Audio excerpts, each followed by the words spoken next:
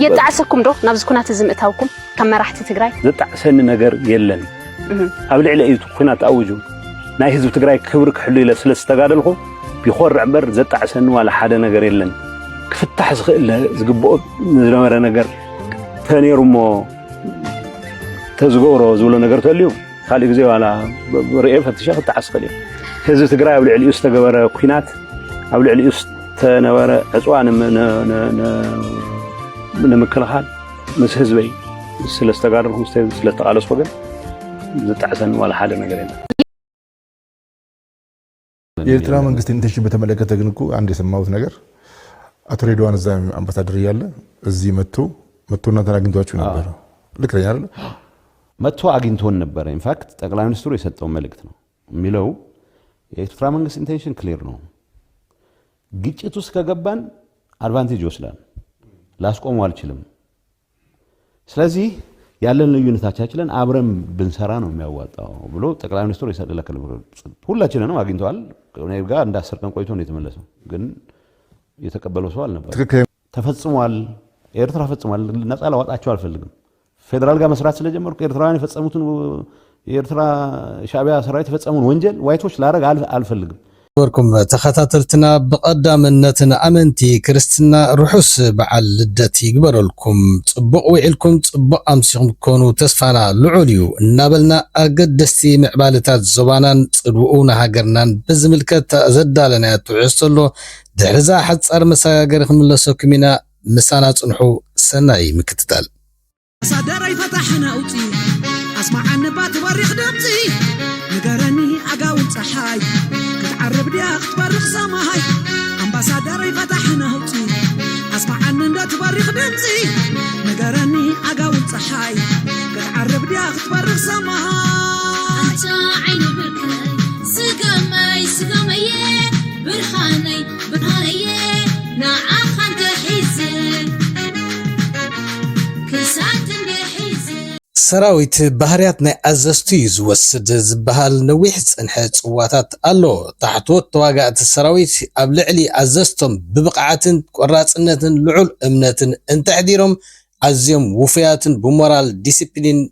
ازازيهم نخحغسون نقيف شلو قولون زكالهم زبل عقمهم زفقدو خمس صرحو ايز حبر ازغن ازازي ناي بحقي ارأيان بابنت زغلصن سراويت دما كاب لعلي كساب تحتي بالت نقادمن تقول زقاصر زغودلوم نغراون مورالون كومون صقماتهم زفتحن شغروم بقربا زكاتن حفتحين خفتر دما زلا على التراز صوتن ازازي ابرس مخانو دما حيال زمدنا نتقول نقادم السراويتو قولون كله زياده نت ازازي بحري نورسو مدلاي بحريات يرأيو ابز قربا غيزي حدا كابتوم اب تاريخ جيجنت ناي ازس وتادرات ايثيوبيا كلتا غيزي ناي جيجنت ميداليا استشلم بريغادر جنرال تسفاي حبت مريم ازن قصصرن انت تبتيو وي دما طرو كتفتا طرو كتدرمس زبلو زمارت كسعر كله فتفتحو كبتن كله اتل علوي ازازي سلطان زبحال يبلون ازازن طفيو سراويتو ناب اغروز مرحو زبتاتن كبل تسمعو እዚ ተመክሮዚ ኣብ ታሪኹ ዘጋጠመ ፍጻሜታት እናል ዓለዩ በአምነት ዝገልጽ ነይሩ ብፍላይ ድማ ነቲ ንሱ ዝመርሖ ዝነበረ ህቡብ ተዋጋይ ናይ 102 አየር ወለድ ዝበሃል ነበረ ኮማንዶ ዝነበረ ሰራዊቱ ብምጥቃስ ብዙሕ ነገራት ከዘንቱ ተሰሚዑ እዚ ፍጻሜታት እዚ ብተደጋጋሚ ከም ፓተርን ዝረአ ዝነበረ ኣብ ናይ ስርዓት ደርጊ ይኹን ኣብ ተፈላለየ ወተሃደራዊ ተመክሮ ናይ ኢትዮጵያ ክረአ ዝጸንሐ እዩ ሕጂ ድማ ሰራዊት አብይ ብተመሳሳሊ ኮማንዶታቱ ክድምሰሱን እቲ እዝን ቁጽጽርን ክበታተኽን ሰራዊት በእኩብ ክማረኽን ክበታተንን ካብ ዝጅምር ልዕሊ 2 ዓመት ገይሩ እዩ እቲ ኸ ናይ ኮላፕስ ፓተርን ክረአን ከሎ በብእዋኑ ኮርዶ ጸንሐ ማህረምትን خساراتن ናይ ሰብአዊ ይኹን ንዋታዊ خسارات ከምኡን ዲፕሎማሲያዊ ስዕረታት ኩሉ ተዳሚሩ እቲ መንግስቲ ናይ ምዕናው ወይ ምሩኽማሽ ባህርያት ፓተርን ክረአ ጸኒሑ ሎሚ ግና እቲ ጫፍ ናይ ዓቅሚ አልቦነትን ናይ እዝን ቁጽጽርን ሰንሰለት ተበታቲኹ ብፍላይ ኣብ ደቡብ ወሎ ድማ ኣብ ዙርያ ደሰ ወረኢሉ ገምባሉ ጋማ አርቡ ጉታበር ከምኡ መቅደላ ዝኣመሰሉ ከባቢታት በሙሉ ክሳብ ሓይቅን አምባሳደርን ጎቦታት ጸሪሩ ብዙሕ ስትራቴጂካዊ ቦታታት ብፋኖ ተታሒዙሎ ኣብዚ ቀረባ እዋን ድማ ብስራት ክነስማዓኩም ኢና ብምባል ነቲ እዝን ቁፅፅርን ጥራይ ዘይኮነስ ናይ ፖለቲካዊ ሓድነት ፈጢሮምን ይውደቡን ይእከቡን ይጥረፉን ከም ዘለዎ እዮም ዝገልጹ ዘለዉ ኣብዚ ዝግበር ዘሎ ውግእ ድማ ብዙሓት ሰራዊት ቀቲሎምን ማሪኾምን ብማዕበል ወይ ከዓ ማስ ሰረንደር ዝኾነ ሙርኻት እዮም ዝመጾም ዘለዎ ኣብዛና ሕጂ ድማ 140 ሙርኻት ኣለውና መዓት ኣጽዋራት ከቢድ ብረት ዘለዎን ክሳይን ተማሪኾም ዝብል ዘለዉ እዚ ድማ እንታይ ዝበሃል እዚ ዓቢ ሎስ ወይ ከዓ ማቴሪያል ሂማን ሎስን የጋጥመሎ ማለት ሰራዊት ብከምዚ ኻኒ እቲ ሰራዊት እሳቶም በትናቶም ቋንቋ ሰራዊት ተፈታ ዝብሎ ይበታተንን ይሃድምን ኣሎ ማለት እዩ ነዚ ብርኩስ ጌርና ኢና ነቲ ትንተና ብኸመይ ይኸይድ ከም ዘሎ ክንሪኦ ዝግባአና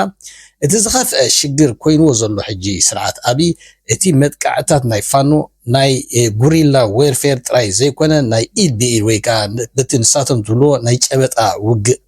እዩ ዝካየድ ዘሎ ከምኡውን ናይ ውግኣት ናይ ተርግ መጥቃዕታት ፀር መጥቃዕታትን ሓዊሶም ነቲ ናይ ሰራዊት አብይ ናይ ምንቅስቃስ ብልጫ ወይ ከዓ ናይ ሞቢሊቲ ፕሪቪሌጅ ክድርትዎም ብድብያታት ክጭፍጭፎን እዮም ዝረአዩ ዘለዉ ኣብዚ ሓለፈ ሰሙን ሓደ ካብቶም ጀነራላት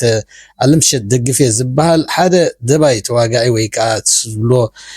ናይ ኢንሰርጀንሲስ ዝበሃሉ እቲ ዝዓበ ዓወቱ 900ዊት ኣብ ስልያዩ ክብል ተራእዩ እዚ ፀኒሕና ክንወፅና ስለዚ ብኻልእ ኣገባብ እንታይ ዝምስክር ዘሎ ማለት ፋኖ እዚ ዘመዝግቦ ዘሎ ዓወታት ብድሕሪኦም ሓደ ዓቢ ናይ ስልያን ናይ ስልትን ስትራቴጂን ስርሒታዊ ነገራትን ዘማእዝኖም ኣሎ እዩ ዝብል ዘሎ እግረ መገዱ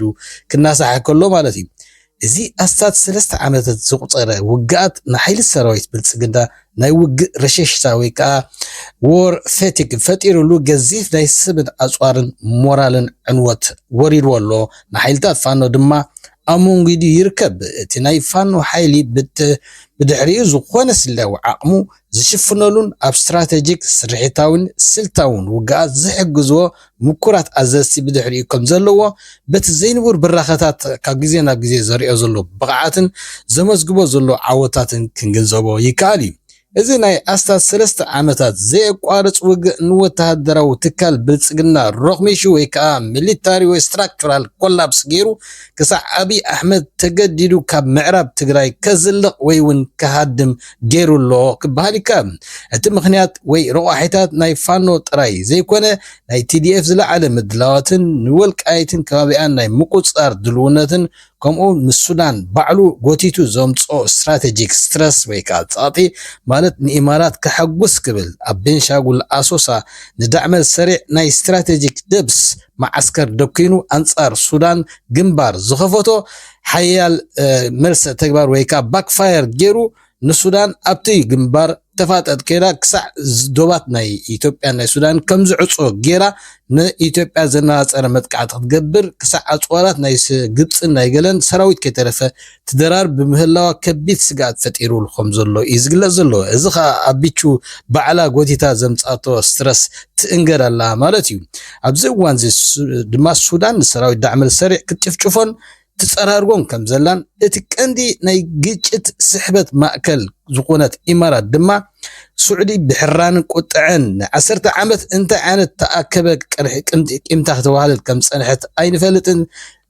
ብሓያል ቁጥዐ ብደብዳባት ጌራ ክሳዕ ሎሙ ከይተረፈ መዓት ኣጽዋራት ኣብቲ ናይ የመን ማዓስከራት ናይ ኢማራት ተጠቅዐን ንኢማራት ድማ ጸቕጢ ፈጢራ ካብ ዞባ ክትወፅእ ትደፍእ ኣላ ማለት እዩ እዚ ድማ ነቲ ፕሮክሲ ውግእ ናይ ኢማራት ከጉድሎን ዓብይ ይኹን ዳዕመል ሰሪዕ ድማ ሞራሉ ፍናኑን ክፍበትኮን ይዝረአ ዘሎ እቲ ኣብ ቀንዲ ኣፍሪቃ ዘሎ ኣሰላልፋ ናይ ቀይሕ ባሕሪ ፀጥታዊ ተደሚሩ ንኢትዮጵያ ከቢድ ወጥሪ ፈጢሩ እንሆ አብይ ካብ ምዕራብ ትግራይ ከሃድም ወይ እውን ከዝልቕ ተገዲዱሎ ማለት እዩ እንተኾነ ኣብዚኣ እውን ዓባይ ሕቶላ ስለምንታይ አብይ ካብ ምዕራብ ትግራይ ከዝልቕ ዝግደድ ዘሎ ዝብል ሕቶ ብክልተ መልክዑ ዝረአዩ እንተኾነ ንብዙሓት ሃገሪሙ ዘሎ ዝሕቶ እዚ እቲ አብይ ኣሕመድ ንወልቃይትን ከባቢኣን ከም ግሬይ ዞን ወይ ከዓ ሓያል ናይ ግጭት ዞባ ገይሩ ኣብ መንጎ ኣምሓራን ኣብ መንጎ ተጋሩን ከም ናይ ካሽሚር ክፋለ ሱላን ናይ ግጭት ነቁጣ ገይሩ ከናኸና ዝፀንሐ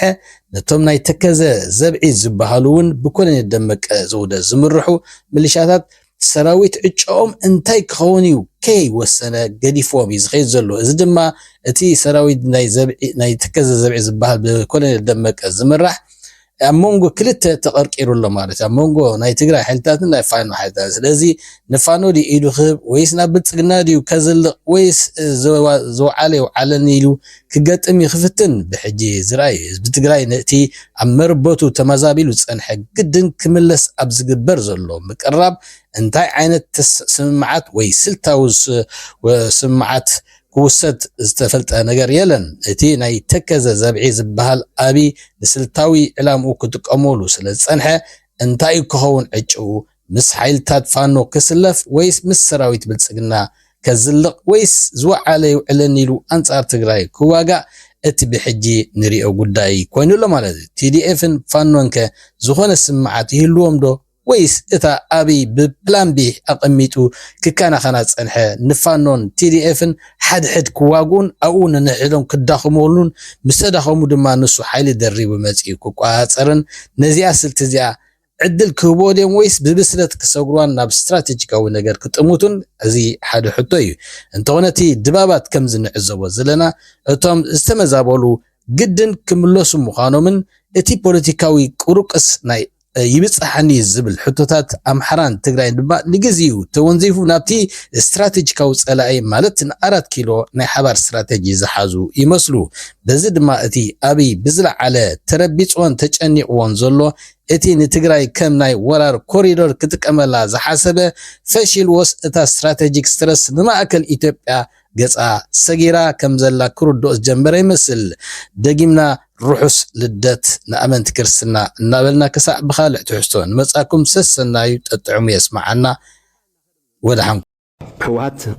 ኣብ ናይ ህዝቢ ትግራይ ታሪክ ዝኾነ ይኹን ሓይሊ ዝኾነ ይኹን ተቃዋሚ ዝኾነ ይኹን ነገር ክትክኦ ዘይኽእል ታሪክ ዝፈፀመ ውድብ እዩ ኣብ ናይ ሕዝቢ መኸደ ኣብ ዝኾነ ይኹን ቦታ ኸይድና ነቲ ህዝቢ ዝተኣኻኹ መንፈስ ናይ ሕወሓት ኦርጋናይዝድ ሬዚስታንስ ናይ ምግባር መንፈስ እዩ ህዝቢ ኣኪብዎ ንሕና ተስፋ ዝቆረፅናሉ ሰዓት ንሕና ፈቅዶ ዛናት ፈቅዶ ዓደ ትስጠብጠብ ዝብልናሉ ሰዓት ህዝቢ ኮንፊደንት ነይሩ ውድብ ንሃለወ ተይንጠፍእን ዝብል ህዝቢ እቲ መንፈስ ኣና እውን ጉልበት ኮይና ተቃሊስና ንሕና ተስፋ ዝቆረፅናሉ ሰዓት ንሕና ፈቅዶ ዛናት ፈቅዶ ዓደ ትስጠብጠብ ዝብልናሉ ሰዓት ህዝቢ ኮንፊደንት ነይሩ ውድብ ንሃለወ ተይንጠፍእን ዝብል ህዝቢ እቲ መንፈስ ኣና እውን ጉልበት ኮይና ተቃሊስና ሕወሓት ናይ ቃልሲ ውድብ እዩ ገስጋሳይ ውድብ እዩ በብግዚኡ ዓርሱ እናሓደሰ ከከም ኩነታቱ ንባዕሉ እናቀየረ መሰረታዊ እምነታቱ ከይለቀቀ ልዕሊ ኩሉ መሰረታዊ እምነታቱ ናይ ህዝቢ ትግራይ ረብሓ ንምርግጋፅ ክባሃል ዝተቐረፃ ስለ ዝኾነ እዚአን ከይለቀቀ በብግዚኡ ግን ምስ ግዚኡ ንባዕሉ እናሓደሰ ክኸድ ዝግባእ እናኸደ ዝመፀ ውድብ እዩ